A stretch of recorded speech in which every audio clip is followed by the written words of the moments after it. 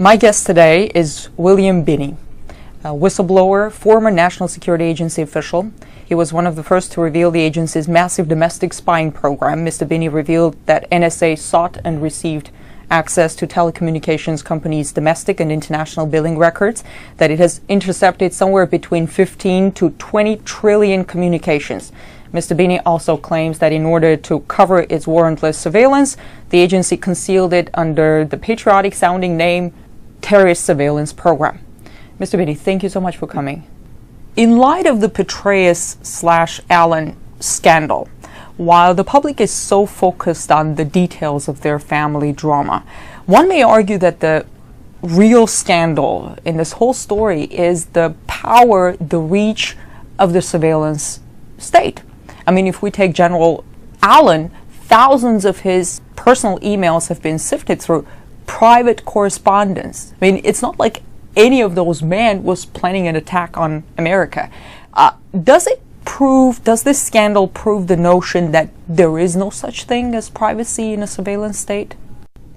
Well, yes, that's what I've been basically saying for quite some time, is that the FBI has access to the data collected, which is basically the emails of virtually everybody in the country, and the FBI has access to it. All the congressional members are on this surveillance too. It's not, no one's excluded. They're all included. So yes, this can happen to anyone if they become a target for whatever reason. If they are targeted by the government can go in, or the FBI or other agencies of the government can go into that database, pull all that data they've collected on them over the years, and reanalyze it all. So retroactively analyze everything they've done over the last 10 years at least. And it's not just about those who could be planning, who could be a threat to national security, but also those who could be just... It's everybody. The NARIS device simply takes in the entire line, so it takes all the data. In fact, they advertise. The way they advertise, they can process the lines at session rates, which means 10 gigabit lines. That's the NARIS, not the STA6400, but the, I forget the name of it. There's another device that they have that does that, but it does it at 10 gigabits. 10 gigabits. That's why they're building Bluffdale, because they have to have more storage because they can't figure out what's important, so they're just storing everything there. So all that email is going to be stored there for the future, but right now it's stored in different places around the country, but it is being collected and FBI has access to it. You mean it's being collected in bulk without even requesting the providers? And then what about Google, releasing this biannual transparency report and saying that the government's demands for personal data is at an all-time high, and for all of those requests in the U.S., Google says they complied with the government's demands 90% of the time, but they're still saying that they're making the requests. It's not like it's all being funneled into that storage. What do you say to that? Well, I would assume that that's just simply another source of the same data they're already collecting. Mark Klein, in his declarations in the court about the AT&T facility in San Francisco, documented the NSA room inside that AT&T facility where they had NARIS devices to collect data off the fiber optic lines inside the United States. So that's kind of a powerful device that would collect everything that was being sent.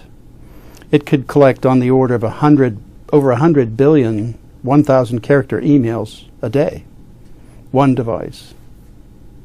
So that gives you an idea of the magnitude of the kind of collection that's going on. Well, you're saying they sift through, those are billions of emails. Yep. I wonder, how do they prioritize? I mean, is it like foreign nationals first? How do they prioritize? How do they filter it? I don't think well, first of all, I don't think there's any filtering. They're just going to store it all, okay? So then it's just a matter of selecting it when you want it. So if they wanted to target you, they would take your attributes and go into that database and pull out all your data. That's what I was going to ask. Are they reading my Gmail? I don't know. I should say there is no Afghanistan general in my mailbox. I know. Do you think now that I said that they will stop looking into my mailbox? I don't think that will make any difference. No. If they had you on the target list, you're on the list. So. Were you on the target list? I'm sure. I believe I've been on it for quite a few years, yeah. So I keep telling them everything I think of them in my email, so that when they read it, they'll understand what I think of them. Do you think we should all leave messages for the Absolutely, NSA sure. in our mailbox? Sure. Mr. Binney, you blew the whistle on the agency when George W. Bush was president. With President Obama in office, in your opinion, has anything changed at the agency? In the surveillance program, in what direction is Sure. this administration taking program? The change is that it's getting worse. They're doing more. That's why he is supporting the building of the Buffdale facility, which is over $2 billion they're spending on storage alone of data. So that means that they're collecting a lot more now, and they need more storage for it. So that facility, by my calculations that I submitted in a sworn affidavit to the court for the Electronic Frontiers Foundation lawsuit against NSA, would hold on the order of 5,000 exabytes or 5 zettabytes of data. Just at current storage capacity that's being advertised on the web that you can buy currently. And that's not talking about what they have in the near future. Okay, so what are they going to do with all of that? Okay, they're storing it. Why should anybody be concerned? Well, if you ever get on their enemies list like Petraeus did, or for whatever reason, then you can be drawn into that surveillance. Do you think they were the General Petraeus, who was idolized by the same administration, or General Allen? Well, there's certainly some questions that have to be asked, like why were they targeted to begin with? What law were they breaking, or what probable cause did they have to begin in the case even to of General surveil them? Petraeus, one would argue that there could have been security breaches, something like that. But with General Allen, I don't quite understand, because what they were looking into were his private emails to this woman, and well, that's the whole point. Yeah, the whole point is what probable cause from the beginning. And why did they? I'm not sure what the internal politics is. Yeah, well, that's part of the problem. This government doesn't want things in the public. It's not a government, a transparent government. So whatever they're doing, whatever reason they had to and whatever the motivation was, I'm not privy to it, so I don't really know. But I certainly think that there was something going on in the background that made them target those fellows. I mean, otherwise, why would they be doing it? There is no crime there. It seems that the public is divided between those who think that the government surveillance program violates their civil liberties and those who say, I have nothing to hide, so why should I care? What do you say to those who think that shouldn't concern them? The problem is, if they think they're not doing anything that's wrong, they don't get to define that. The central government does. The central government defines what is right and wrong and whether or not they target you. So it's not up to the individual, even if they think they're doing something wrong. If their position on something is against what the administration has, then they could easily become a target. Tell me about the most outrageous thing that you came across during your work at the NSA. The violations of the Constitution and any number of laws that existed at the time. That was the part that I could not be associated with. That's why I left there. They were building social networks on who was communicating and with whom inside this country, so that your entire social network of everybody, of every U.S. citizen, was being compiled over time. So they were taking, from one company alone, roughly 320 million records a day. That's how, over time, that's probably accumulated up to close to 20 trillion over the years. The original program that we put together to handle this, to be able to identify terrorists anywhere in the world and alert anyone that they were under jeopardy, would have been able to do that by encrypting everybody's communications except those who were targets. So that in essence you would protect their identities and the information about them until you could develop probable cause, and then once you showed probable cause, then you could do a decrypt and target them. And we could do that and isolate those people all along. That wasn't a problem at all. There was no difficulty in that. But it sounds very difficult and very complicated. Easier to take everything in and... No, it's easier to use the graphing techniques, if you will, of the relationships for the world to filter out data, so you don't have to handle all that data.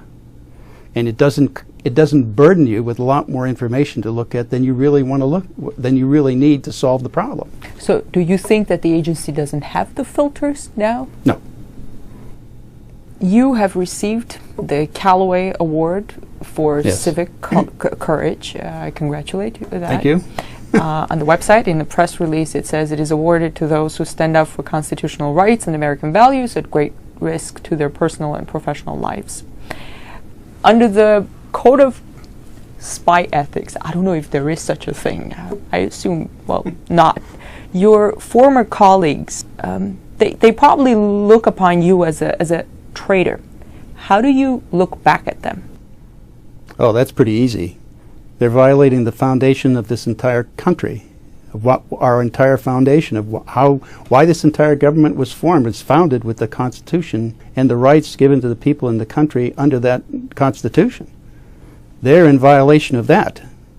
And under Executive Order 13526, Section 1.7, governing classification, you cannot classify information that just to cover up a crime, which this is. And that was signed by President Obama. Also, President Bush signed an earlier executive order, a very similar one. If any of this comes into the Supreme Court and they rule it unconstitutional, then the entire house of cards of the government falls. What are the chances of that? What are the odds? Well, the government's doing the best they can to try to keep it out of court. And of course, we're trying to do the best we can to get into court. So we just thought it deserves a ruling from the Supreme Court, ultimately. The court is supposed to protect the Constitution. All these people in government take an oath to defend the Constitution, and they're not living up to their oath of office. Thank you. Thank you for the interview, sir.